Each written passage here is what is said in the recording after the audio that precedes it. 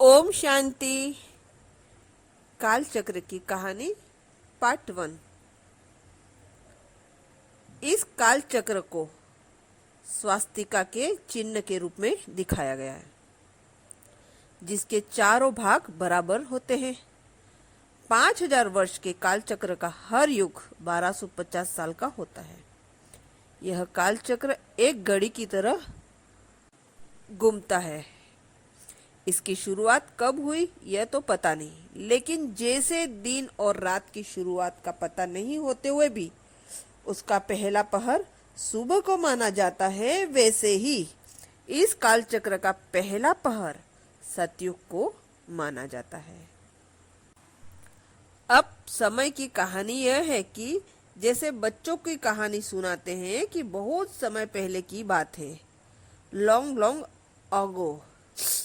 समय के पहले पहर को सतयुग कहा जाता है। सतयुग काल चक्र के पहरे पहर की शुरुआत स्वास्तिका के राइट हैंड से होती है, और राइट माना राइटियस, पवित्र, सच्चा। इसलिए कोई भी शुभ कार्य दाहिने हाथ से किया जाता है। स्वास्तिका का हाथ दाहिना ओर से आशीर्वाद की तरफ है, जो इस बात का सूचक है कि सतयुग में सभी आत्माएं परमात्मा से आशीर्वाद की प्राप्ति से संपन्न थी। इसलिए उन्हें भगवान भगवती के रूप में जाना जाता है। धर्म ग्रंथों में इस बात के संकेत मिलते हैं। बाइबल में जेनेसिस चैप्टर 1 में कहा गया है कि परमात्मा ने मनुष्य को अपने जैसा बनाया था। सतयुग से पहले कलयुग था, और कलयुगी पतित मनुष्य को अपने समान पूजनीय बनाया था।